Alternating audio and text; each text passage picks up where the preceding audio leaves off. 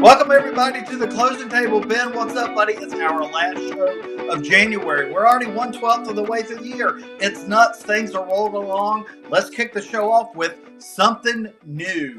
And Ben, something new is going to you because it's the Australian Open, and I love tennis, but you love tennis a lot more. So give us an update. What's happening from your perspective down under at the Australian Open? I can tell you what's happening is I'm suffering from sleep deprivation right now. The Australian Open, they begin airing the matches because the obvious time differences. They're all the way across the globe. They start airing at like 7:30 or 9:30 at night, and then it runs until 7 or 8 in the morning. I haven't slept at all because I enjoy watching Grand Slam tennis. I love tennis. I play a lot of tennis, as a lot of people that know me would come to understand. Right now, the men's semifinal is set. Djokovic, who's won 24 Grand Slams, the all-time leader in Grand Slam trophies, he advanced last night over Musetti, and he was actually down 2 sets to love. He was up 3-1 in the third set, and Musetti had to retire. Nobody ever retires when they're up 2 sets because surely to goodness you feel like you can get through and win one more. But he had a pretty severe abdominal injury. Then you've got Carlos Alcaraz, Yannick Sinner, and Sasha Zverev that are in the semifinals with Djokovic as well. So that's all shaping up. You actually have a great women's semifinal. Jessica Pegula, an American, beat Amanda Anisimova, who's also an American. By the way, Amanda Anisimova is my favorite female tennis player. I love her. But she went down in defeat last night. Jessica played out of her mind. And then you've got Sabalenka against I can't pronounce her last name. I'm sorry. She's 31 years old and she's married to Gail Monfils, who is a pro that a lot of people know on the men's side. So it's shaping up to be an epic tournament. The heat there has been unreal. It got up to like 112, 113 the other day, and they closed the roof on Rod Laver Arena to try to give the players some reprieve. Yannick Sinner was kind of saved by a roof closure. He was cramping severely the other day in his match against Spizzirri, an American who's ranked outside of the top 100, but is an up-and-comer. There's been some epic tennis, and I love the Australian Open. Have you had a chance to catch any of it, Doug? I imagine you're not staying up all night like I do to watch it, but are you catching any of the reruns or anything like that?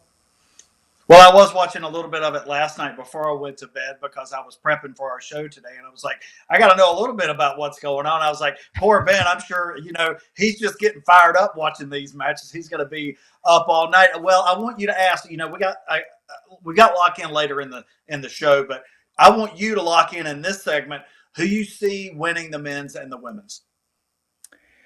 I mean, right now it looks like Carlos Alcaraz. He is just, he's unreal. The athleticism, the game that he carries, he can do everything. I mean, one thing about the top players in the world, they're always changing and adapting their game during the match to throw off their opponent. It's not just hit it hard and hit it over here. It's where am I going to place it? How much spin am I going to put on the ball? Height. There's so much that goes into tennis. It's unreal. I think Alcaraz right now looks the best physically and also technically with his game. I would love to see Sasha Zverev actually get a Grand Slam title. He's been in numerous finals and hasn't been able to get over the hump because of Yannick Sinner or Djokovic or Carlos Alcaraz. I think Djokovic is going to get pounced on. I know he plays center next round in the semis, so Sinner's probably going to dispatch him, I would imagine, in straight sets at this point. Djokovic is almost 39 years old. He's the greatest of all time, in my opinion. And I'm a big Rafa Nadal fan, so me saying that is tough, but it's the truth. I mean, the guy is just incredible. And at his age, what he's been able to do in tennis is unmatched. It's unbelievable. But I think he's going to be getting a boot, and I think we'll see Sinner and Carlos Alcaraz in the final, and I think Alcaraz takes it home. On the women's side, Sabalenka has done nothing wrong. She's the number 1 women's player in the world. She's been playing lights out as usual. Pardon me. Jessica Pegula is playing the best tennis of her career right now. So it'd be interesting to see if she's able to match wits with Sabalenka if they both make it into the final. So it's set up for an amazing finish. All and the men's side, all the top 4 seeds are in the semis. So you're going to come up with some incredible matches, some incredible tennis, regardless. Love it. All right. Well, let's keep this thing rolling. Big topic I'm super excited about. 80s remakes. There's a live action He-Man movie coming out this summer. Ben, I'm jacked. I grew up watching He-Man. It was right there with G.I. Joe for me. I don't know about you. What do you think about remaking 80s movies or bringing back these 80s characters and doing new things about it? And are you excited about the He-Man movie? Have you seen the trailer? So I'm an 80s baby. I love everything 80s. I wish we could go back to that time. I wish we could take a time machine or somehow import the 80s into where we are today. It just seems like the 80s was a patriotic time in our country. Movies were fantastic. Music was fantastic. Doug, I'm going to rain on your parade a little bit. I saw the He-Man trailer, and in the opening scene, he's sitting at a desk, like his office desk, his 9-to-5 job. And on his name tag on the desk, it has his name, and below that, it has his pronouns. And they completely lost me when I read pronouns. When I saw he, him, I said, that's a movie I don't want to see ever in life. Sorry, I'm just not a pronoun guy. I can't get down with this stuff. Hollywood is just absolutely a mess, and they won't stop. And the thing is, they're driving movie theaters out of business as a result of this stuff. But to your point about He-Man, brother, I'd love to get excited about it. But when I saw the pronouns, he, him, immediately below his name, I absolutely lost all interest in wanting to see that movie. I can understand where you're coming from. I think what they were trying to say is the guy, eventually his name is He-Man, and they were alluding to that. I don't think it was quite as woke as you were thinking, although I understand where you're coming from. I'm really excited about it. I think they did some good casting decisions. It looks like they've gone back to the true comic book origins of the story, which is kind of exciting. And it was cool to see some of those secondary characters that we're all familiar with, their little minifigures that we got to see in the cartoon, to kind of see people go through and pick them out of the trailer and kind of get an idea of what they're going to look like. So I'm excited. You know, other people have their points they're trying to get through about the movie. It's kind of like sometimes you just got to ignore it with a singer whose songs you like.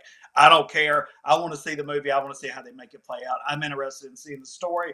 I even went back and started watching one of the Netflix redos from 2021 last night that I watched a couple years ago, just because I want to kind of re-familiarize myself with the story. So I'm excited about it. Let's see what happens. Maybe I enjoyed the G.I. Joe live actions that they did a couple years ago. So we'll see what happens with this. I think next we got to get a Thundercats live action remake, so our redo. So maybe they can fire that up at some point. That would be really cool. Real quick, that would be really. I'd love that remake. As a matter of fact, I love the Masters of the Universe with Dolph Lundgren original movie. I thought that was a great movie. I loved it with the key and all that stuff. The little gremlin guy. It was an epic movie. To the point about the he-him thing and how he's He-Man, I think everybody on the planet knows who He-Man is. I think that was a gratuitous moment for them to insert pronouns into a place it didn't need to be. But that's just my opinion. Everybody's got one, right? Moving on. That's Real right. estate. It looks like inventory keeps rising, and prices are staying steady, if not starting to really slide down, which I think is a good thing for buyers. Of course, sellers want to get as much as they can for anything. What are you seeing in the buyers that you're talking to? What's their take on the conversations they're having about pricing and availability? I think the big part that I'm seeing right now is not so much about price as it is payment. With the interest rate reductions that we've seen over the last year, people are more comfortable with their payments, obviously. I mean, anytime you go from 7.5% to somewhere in the low sixes or high fives, that's a win. So for me, I'm seeing more of it on the payment side. I'd like to run that question back to you, Doug, because you really are more boots on the ground, if you will, with what folks are seeing price wise and things. I mean, with that being said, you know, listings are up across Raleigh, Durham to Wilmington, Jacksonville. What are the days on market looking like, Doug? I know you cover a vast area at Oceanair Realty, from the Triangle to the coast. What are you seeing in that regard? You're more the expert than I am on that. I mean, almost universally, minimum we're seeing most days on market are 60. I'm seeing that a lot, running a lot of comps, both for potential sellers and buyers. I'm not seeing a lot where their average comps are under 2 months right now. So you really have to set the expectation when working with sellers. Hey, unless you are ready to sell this at a discount, which most people aren't, you got to be prepared to wait. It just is what it is, and we're going to position it as best as we can. Obviously, we're going to give you all the bells and whistles as we can in marketing. But at the end of the day, it doesn't matter how much you dress something up. It has to be the right fit at the right price at the right time. And then we need to have a realistic discussion with someone when they bring us an offer, even if their offer isn't necessarily realistic. As a seller, the approach you have to take, and what I tell to my clients is, look, we've got someone interested. Let's see what we can do to make it happen with this person who's clearly interested. Yeah, maybe they don't seem realistic right now, but let's see where we can meet something that's going to work out for both parties to agree to. A big misconception in real estate is that one side has to win. I don't agree with that at all. Winning isn't important. Winning is getting what you want, and that means the house or selling the house. There's a way for both sides to accomplish what they're trying to accomplish, and everybody walk away from the closing table happy, right? That's the real goal. That's winning, when everybody wins. You don't want a loser in a deal, because that's never good for anybody. Right. Doug, let me ask you this, piggybacking off that. I mean, do you feel like with the days on market being, you said on average 60 days, things of that nature in the current environment, do you feel like that buyers are gaining leverage, and are sellers prepping harder in urban and coastal areas? Well, I think that buyers definitely do have leverage, and I think it's a buyer's market, despite the fact that rates are still around 6. I mean, obviously that's better than where we were a year ago when they were around 7. But I've been saying for several months now, because inventory has been outpacing the number of buyers out there. It's been a buyer market for a while. Buyers have more choices. Buyers are being picky. Buyers are taking longer to make a decision. And why wouldn't you when your rate is around 6 or 6.5%? You want to make sure you get what you want in that monthly payment, right? So buyers are taking their time, they're being picky. So sellers have to understand that, and they've got to position their house the best possible and understand the perspective that buyers are coming from. And one thing that I like to sell, as far as the value that I provide and that my team provides, is, well, we work with buyers and sellers. So we know the conversations that both sides are having, to be able to relay that when we're working with someone who's doing the opposite. So when a seller says, what do I need to get my house ready? Well, I can tell you what my buyers are talking about when they're out looking at houses in this environment. And conversely, the same thing. I can tell my buyers that I'm working with what other sellers that I'm talking to, how they're prepping, what they're thinking, what their expectations are, etc. Not on the same house. We don't practice dual agency that way, but just generally speaking about other conversations we're having in the marketplace right now. Okay. Good question. Thanks for asking. Good insight. Yes, sir. Let's keep it moving. Prediction topic. Hey, we got the Super Bowl coming up. We got a little break for the Pro Bowl, but now our matchup is set. We got the Seattle Seahawks and we got the Pats out of New England. Ben, first impressions on the results from the championship games, and who you going to lock in for your Super Bowl prediction? I personally like the Patriots. I know everybody's on Seattle. I respect everything that Sam Darnold has done to reinvigorate and revitalize his career. The guy got passed around with four different teams: Jets, Panthers, 49ers as a backup. Then Minnesota got rid of him after a really good year that he had last year, but he didn't perform well in the playoffs. I still don't trust Sam Darnold. I just don't. I watched him play live at Carolina of a lot of games, and he looked great some of the time, and he looked absolutely like he was lost the other part of the time, the greater part of the time, if you will. I think Drake May is a winner. I think Mike Vrabel, the head coach of the Patriots, is a winner. That organization is a winner, and I think they're going to be very well prepared for the Seattle Seahawks.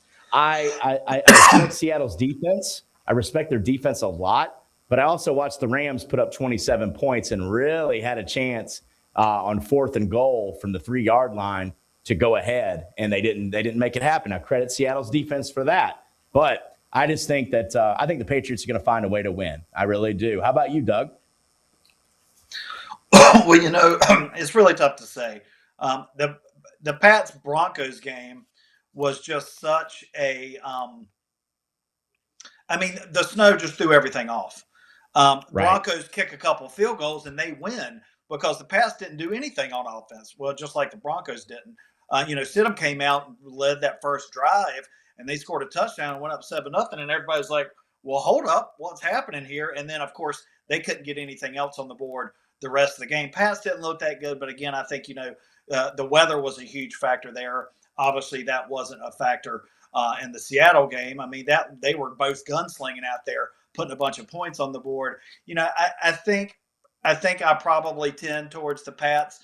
Like most things, I'm hoping to see a good competitive game, something that's still up for grabs in the fourth quarter, because I don't really have a big dog in this fight. But a bonus topic I wanted to add was votes came out for the Hall of Fame yesterday, and Bill Belichick did not get elected on the first ballot. So bonus topic, let's get your take on that. Well, I'd love to, Doug. I do want to say this about Seattle. Keep in mind, Seattle was playing a home playoff game last week, okay? And Patriots were on the road, and Denver's a very tough place to play with the altitude and also the 65,000, 70,000 people that are going absolutely bananas in the stands. So I give the Patriots a little bit of a pass. They had a tougher road to get there, in my opinion. Seattle, again, had the comfort of their home field. Moving on to Belichick, that is absolutely criminal that the greatest NFL coach, the most winning Super Bowl coach, having the most wins in history of the NFL, didn't get in on it as a first ballot Hall of Famer. It's disgraceful. And, whoever did, the problem I have with it, you have these people, these sports writers who are talking heads who have never played a snap of football, never played it down, probably never dribbled a basketball if they were referencing basketball, or threw a baseball or hit a pro baseball pitch. And these are the people that are electing folks to the Hall of Fame. I think it's disgraceful. I really do. I look at some of these reporters and they're just, it's like, who are you to decide who the greatest of all time are? Who are you? Like you write a column for a newspaper. Congratulations. I think there's got to be a better way to do this. And the fact that Bill Belichick didn't get in as a first ballot Hall of Famer, I think exposes the almost criminality behind what happens there. It's a disgrace. Well, my brother texted me, and my response was, these football writers are just as bad as, baseball writers. Got a bunch of old men who hadn't done anything, and the whole time they're all, it used to be done this way. They don't like the dude personally because he's kind of a prick, and I get it, but he's the most Super Bowl winningest head coach in the history of this freaking sport. If he doesn't belong in the Hall of Fame on the first ballot, who the hell does? Get these writers out of the room and let actual Hall of Famers vote on who belongs with them in the Hall of Fame. How about we do that? All right, that's enough of complaining about that, but I thought it was a worthwhile topic. Doug, I 100% agree with what you just said. I'm glad we're on the same page there. It's unreal. Yeah, definitely. All right, let's move on. So doing our due diligence, what kind of due diligence did you do down in the port city to get ready for this snowpocalypse we had the past week? But even furthermore, what are you doing about what's coming up? Because apparently they got it so wrong, they want to try to get it right this coming weekend. So what are you doing to prep? What did you do last week to prep? Guess what I did? Nothing. I live at the beach. There's nothing. There's nothing to it. Did we have some ice on the roadways? Absolutely. They've done a really nice job of spraying the roads. They don't salt them here because we would use salt maybe once every 5 to 10 years. But they use this, I guess, some type of chemical they put on the road, a de-icing chemical. It was a big nothing burger down here. When it comes to nor'easters, I think that's what you're referencing is the nor'easter that's coming off the coast. That looks to me like it's going to hit or impact a little north of us. And so that might be something to keep your eyes on. But I know you and Raleigh, like you guys got hit a lot different than what we do down here or did down here with the ice storm. So I did absolutely nothing in preparation except keep my eye on the outcome of the weather, and that kind of thing and basing, decisions on transportation on current road conditions. But we were fine down here. Now, tell me about what happened up in Raleigh. I heard there was a lot of ice up there. And I don't mean, there was a lot of. and I don't mean immigration. I mean like real ice, like frozen water, not immigration police. So up here, it wasn't that bad. I mean, we didn't get anything until really late on Saturday night. And so, by the middle of the week, or Friday night, I guess it was, the middle of the weekend, we had ice on the roads. But we ended up going out for lunch on one day last weekend because I saw one of our favorite spots were open, and it was slow going until you got to the real main roads. There was a good amount of ice on the road, but I've got an all-wheel drive, so it was actually nice because there weren't a whole lot of people out, and we just took our time and got out, and it was nice to be in it. Definitely don't recommend everybody getting out in that. When I had my Honda Civic in college, I was definitely not out driving around like that, but it is what it is. We always have a week plus of milk, bread, stuff on hand anyway. So I was basically buying groceries like I usually buy groceries. I'm the shopper in the house. I like to go to the grocery store. If I don't go to Costco at least once a week, I'm not getting my Costco fix, so I get withdrawal. So I'm fine to get over there. So I think it was fine. Hopefully we'll be okay this weekend, and hopefully everybody will be safe if other stuff happens, and just pay attention. But this is a really great segue, I think, and to fix this. And my topic for fix this week is what the hell's going on with weather predictions? How in 2026, with all this technology that we have, can they be that wrong? We went from 18 inches they were calling for this time last week in the triangle to like 1 and a dusting and ice. How do you get it that wrong? Ben, if you miscalculated rates that bad, if I miscalculated a CMA that bad, I'm out of a job. Like, nobody's trusting me. How do we fix this? We got to get rid of these fake news people. I mean, it trickles down, right? The fake news all the way from the top to the bottom of meteorology over here. I wonder if it's a tactic to try to sell goods. I mean, everybody panics when they hear they might get snowed in, and rightfully so. So obviously the grocery store shelves are bought out empty, with everybody trying to get toilet paper and water and food and all the necessary snacks for a snow day. My parents live in Kentucky, and they were projected to get 8 to 12 inches of snow, and they got about 5 inches of ice, but they got about 4 inches of snow. So way off on their predictions. I mean, rather be safe than sorry, but there's got to be some middle ground. If I wouldn't be employed if I was that wrong consistently, right? I wouldn't have a job. It's unacceptable to be wrong and incorrect with what we do, and with what I do with mortgage financing. And when I tell somebody something, I have to be able to stand behind it. When you talk about the weather folks, I mean, they're just shooting from the hip, it seems like. And like you said, with all the technology, you would think they would have this down to a science, no pun intended. You think no, literally, it is the science, isn't it?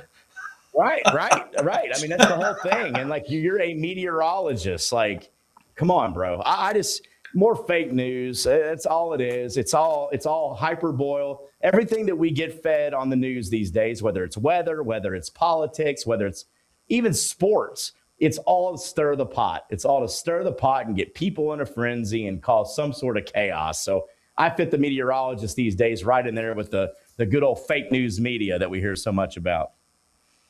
Well, I like your take on to sell more goods. It's not a bad tactic, I guess. If we're trying to stimulate the economy, let's just manufacture a storm, right? Everybody's going to buy at least toilet paper, water, and bread, right? Let's freak everybody out. That's right. All right, let's keep it rolling in the counter offer. A topic that, I was super excited to see about. Getting back to my boy, Phillip Rivers. He actually interviewed for the Bills head coaching job this past week. Now, he did pull his name out after the fact. I think they've ended up hiring some assistant somewhere who I'm not really sure who Joe it is. Brady. But Joe Brady, their offensive coordinator. Tom's little brother. That's exciting. Yep. So, what's your take on P. Riv as a potential head coach? What do you think? You think it was a joke that he even got the opportunity? You think you could see him in the big leagues someday as a head coach? I mean, who better than to understand the game and how to teach the game than somebody that actually played a position where you have to know everything, especially on the offensive side of the ball. You have to know everything that defense is doing, which in turn makes you a defensive expert as well, right? So what better, in my opinion, what better teacher to have, or coach, a coach is teaching, right? And game plan designer to have than somebody that's actually done it in a high level situation like the NFL. I think it's great. I really do. I'm rooting for that kind of thing. Now, are there plenty of other more qualified candidates based on coaching experience? Absolutely. Phillip Rivers is a head coach at a high school. But as far as a player and somebody that understands the game, what better liaison could you ask for as a coach? The other thing, too, like, to me, that guy's led men on a football field. I think he played 15, 18 seasons. I can't remember how many, a bunch. He's a leader of men on a football field. I believe as a player, that still can translate over into coaching. I don't see why it wouldn't. That'd be a guy that you might want to run through a brick wall for. So I'm all for it. The Bills hired Joe Brady, who used to be the Panthers offensive coordinator with Matt Rule. Good luck, Buffalo. I don't know. I mean, Joe Brady, I hope he does magical things for you guys, but I just don't get it. I don't get it at all. But yeah, as far as like guys like Rivers or other former players coming into coaching, I think it's a really cool thing. I mean, just the amount of knowledge and experience they have in live action football, it has to transfer over to the film room. It has to transfer over to just being an overall leader of men in the world of sports. So I'm all for it.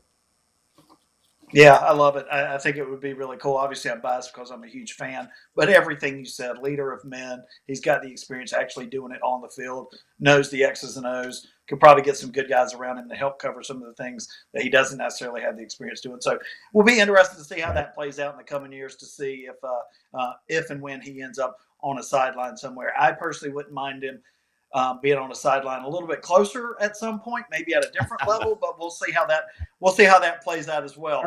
Let's keep the train moving. Hold on. Yeah. Hold on. No. Wait a minute. Back up. Are you saying on the show today, on the closing table, that NC State maybe ought to look into Mr. Phillip Rivers? I think in the event that we have a coaching opening at some point in the future, we definitely should, because I'm really excited about his son coming here in about 2 years, which hopefully he will be, to be our quarterback. I love it. Is his son a baller? I don't know anything about him. Yeah, 4-star recruit. He plays for him in Alabama. Nice. I love it. Yeah. So we'll see what happens. Let's move on to getting local. We're going to revisit storms a little bit. Ben, I switched the topics a little bit on us here. Tell us about how lenders look at possibly previous storm damage when a client is looking to purchase a house, and how that might impact the purchasing process and the insurance piece of working along with the mortgage piece. Really, the only thing that would be relevant to that would be like a flood zone. And we always pull a flood certificate to make sure that the property either is or is not in a flood zone. If it isn't, no flood insurance required, right? You don't have to have it. Some people do it anyway, which is their choice to do. But if it is in a flood zone, then you're required to have flood insurance. So, from a lending perspective, we look at that aspect of it, not have you had an insurance claim with damage on your property, or was there a massive claim on that particular property a couple years ago, or say back when Hurricane Florence hit. We don't look at anything like that. That's just not even in our wheelhouse. But what we do look for, through the flood certificate, is verifying if it's in a flood zone, and therefore identifying what kind of insurance is required with flood. And then, of course, on the coast, you've got hazard insurance, but you're predominantly in our area required to have wind and hail, and you better have it, because if a named storm hits and you just have hazard, you're screwed. There's no recourse for you. So wind and hail is very prevalent here, but I know up there in Raleigh, most people just get hazard insurance and don't worry about wind and hail too much, from my experience. Would you say that's true? Yeah, definitely. And obviously, flood's not as prevalent in the triangle as well. I mean, there are some lower lying areas near some big water spots that require it, but it's really not that prevalent at all. Obviously, a bigger coast thing. Kind of a follow up question that, if you can, again, it's more of an insurance question, but just wanted your take. I know obviously insurance regulations have gotten a lot tougher over the last, say, 5 or 10 years. What about roofs? Because I've heard of people not being able to get funding or insurance maybe because of the age of the roof. Can you speak to that at all? I think typically it's like a 25-year rule. Okay. If you've got a roof older than 25 years, a lot of times they go after that a little harder. And I say go after it, meaning additional inspections are required, things like that. A lot of the times that those things come up is if it's listed on the appraisal that we order. When you get a home inspection as a buyer, that's between you and your realtor. Okay. We don't get a copy of the home inspection, and nor do you want us to have a copy of it. But the appraiser, if the appraiser identifies that the roof is 25 years of age or older and recommends a roof inspection to be done, that has to be done before the appraisal can be deemed as is, meaning the property isn't subject to any work or items of repair being done. So with that being the case, I mean, really 25 years or older is where we really see sometimes those issues come up. I haven't had it come up in a long time. I'll tell you that. It's got to be something really egregious, if you will, or something that really stands out to get a recommendation of a roof inspection. But yeah, 25 years is kind of the marker on that these days. And it's just something that you get if their appraiser does identify that needs to be done. We get that inspection ordered. If the roofer says, "Hey, everything's cool, it's all good," per HUD standards, you're good to go. No worries. But if the roof inspector comes back and says, "Hey, there's areas of concern. Here's what needs to be fixed. Here is the cost approach to repair," things like that. Then we just we would tell you, Doug, as the real estate agent, and also inform our client, the buyer, and then you guys work it out with the seller on who's going to pay for those repairs and how they're going to be completed and by whom as well. Just make sure that if you do have to have work like that done, that it is done by a licensed and insured general contractor or roofing company. That's very important. You cannot use any sweat equity, meaning you can't do the work yourself and expect that to be acceptable. You have to get somebody that's licensed and insured to perform the work. You also don't want the seller's uncle who has a handyman business up there doing the repairs either. We need actual licensed, Right. insured folks. One more follow up before we take the last step here. Or is that more prevalent with a certain loan type than another, or less likely with a certain loan type than another? Yeah, that's a great question. I mean, with government financing like FHA, VA, and USDA, those things like that are going to get called out more so on an appraisal because of the fact that the appraiser has to look for those items, like it's on their checklist. On conventional financing, it's a lot more forgiving as a whole with the appraisal. But that goes as far as like flooring or cabinetry or working appliances, things like that. And I go there to tell you, like, conventional is pretty lenient on all that stuff, so they don't beat your roof up too bad. Conventional financing, it's literally got to be like watermarks in your house where leaks have occurred and places that you can clearly see to make them raise any red flags about repairs being needed. But FHA, VA, and USDA, they certainly are going to take a closer look at the roof in general to be able to come up with their satisfactory report. Awesome. Great insight. Really appreciate that. I think that'll be helpful for folks taking a look. Let's move on to the final walkthrough.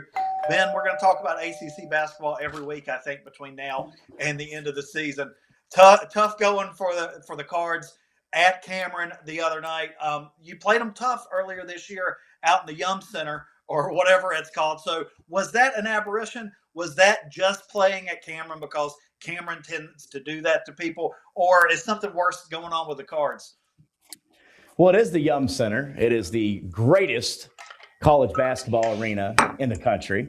Sorry, it is. 22,000 seats, state of the art. It's an NBA arena. So let's clear the air on the Yum Center. It is a beautiful place. But let's clear the air on some other things. The Louisville Cardinals looked absolutely horrific. They were not prepared. Pat Kelsey, the last 10 games, has had miserable game plans, miserable changes during the game to his game plans. He's getting outcoached. His players are getting outplayed. I really expected Louisville to compete with Duke the other night, being that we finally have Mikael Brown, our super freshman and difference maker, back on the floor. He went 1 for 13 in Cameron. He could not get anything going. We got blown out by 30 points. It is absolutely, and I have a lot of friends back home in Louisville, where I'm from originally. I lived there 31 years. We all keep up with each other, especially during sporting times, football, basketball, things like that, as it pertains to Louisville Cardinals. And I also read up on the local newspapers. I also keep track of the local forums online. And everybody who's a Louisville Cardinal fan agrees that kind of a loss is completely unacceptable for our program standards. I mean, we are a blue blood of college basketball. You have 3 national championships. You've got a number of Final Four appearances. It is a blue blood college basketball school. And to go into a conference rival's gym, I can understand if we get beat. Duke has an amazing team. They're so well coached, and they also have the athletes. But we get outmanned, outmuscled, outplayed, outcoached every facet of the game. We got hit over the head with against Duke on Monday night, and it was a disgrace. So, while I really love Pat Kelsey's energy, and I love the enthusiasm he's brought back to our program after some dark days, I also think he is in way over his head, it appears. And I can't stand it. I mean, getting beat by 30 points is inexcusable. At one point, we were number 6 in the country this year. And now now we shouldn't even be ranked. We should have been ranked for a long time. We were 23rd when we went into Cameron Monday night. But we shouldn't be ranked at this point. They're awful. They don't rebound. There's no physicality. We get pushed around. I could go on and on. It's just really, really disappointing to watch this team in the roster that was created and all the NIL money spent on it, to watch it just absolutely go down the drain. And people are pretty upset back home. So, I know your Wolfpack have gotten back on the right track after the Georgia Tech loss, Doug. You all had a couple good wins, I believe. Didn't you all beat Syracuse a couple days ago on Monday, maybe? Last night we beat Syracuse. It was 10.5 points. We put last night 20 spot difference on them, which was nice. It's our 3rd win in a row. First time we've started 4-0 on the road in the ACC since 1974. Something pretty cool happened in 1974, so that's a pretty neat statistic. We're 6-2 in the conference right now. That's nothing wrong with some hope. We're 6-2 in the conference now, tied for 3rd place. It's our best start in conference in 20 freaking years. So, there was a lot of chirping about Will Wade not having us where we were supposed to be in recent weeks. They're trying to figure it out. I think everybody's feeling a little bit better now, but in the ACC, you're only as good as your last game, right? To talk about Louisville, every ACC team, no matter how high or low they've been flying, has had an experience like that at Cameron. So it's just one of those things where maybe you watch the film and you take something from it. Maybe you just absolutely burn the film and say, we're not going to learn anything from it. We just got to get our asses back to work. Yeah. So we'll see what happens. I had to turn it off. Yeah. Well, I think we're on each other's calendar coming up here in the next 2 weeks. So we'll be talking about that down the line. But, I'm having fun right now. We're right in the middle of the season. Doug, I don't want to talk about it down the road. I want to talk about it now, if you don't mind. We're going to come up with some type of a side wager, a soft drink or a cold beer or something like that. We're going to have to do that. And right now, it looks like I would owe you the soft drink or the cold beer. But two, Doug, I think you and I should watch the game together live and in person. Oh, that would be fun. I think it's an away game. I think we go to Louisville. I thought we played. You gonna fly us to Louisville on your jet? I wasn't planning on it, but I thought it was here. You got the Lynn with Ben jet fired up? I don't remember. Hey, once this show takes off, we're gonna do it, Doug. You and I are gonna split one. We'll gallivant. As much as you go out of the country and stuff, man, as much traveling as you do, I think you could save money if you bought a jet. I'll be honest with you. Let's see. It's at Louisville, February 9th. That's a Monday night. So maybe we can get with our esteemed producer, Steve, and we can do a live show or a live recording of something like that, so we can stream our thoughts and consciousness in real time to the public and really see how demented we are. Producer, we can talk standing about by. that later. But listen, depending upon how the game goes, though, Doug, I don't know if you want me with a microphone next to my mouth at all. We'll give Steve has the kill switch.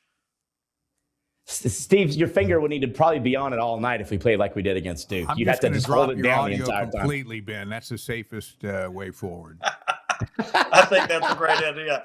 All right, well, that was a lot of fun. It's closing time, guys.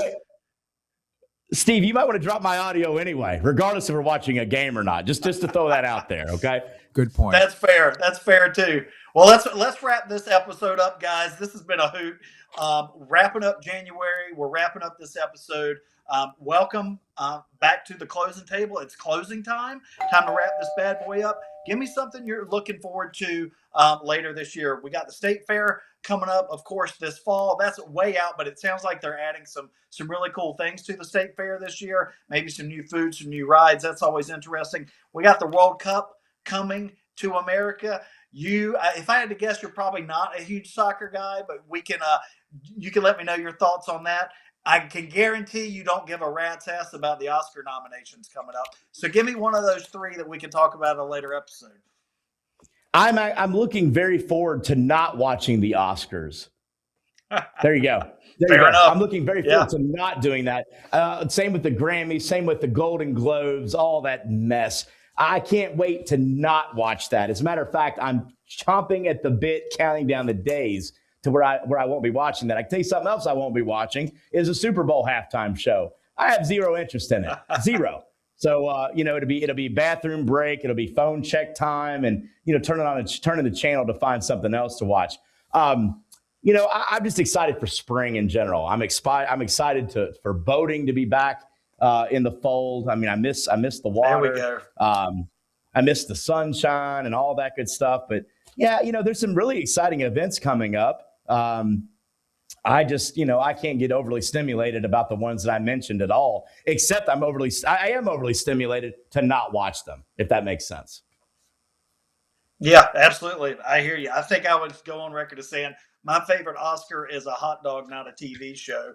And I think what the Super Bowl is missing is the Bud Bowl. Bring back the Bud Bowl. My favorite Oscar is Oscar the Grouch. So there you have it. There you go. That's actually pretty fitting. We're going to get you a trash can for your set for next time. You can pop out with the lid one time.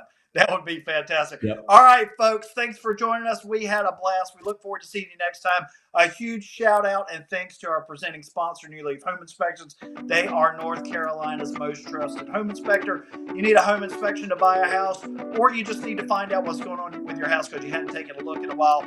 Call me, call Ben. We'll hook you up with New Leaf. We'll get you with our boy Blaine, who owns the company. They are great. Until next time, this has been The Closing Table. We'll see you guys.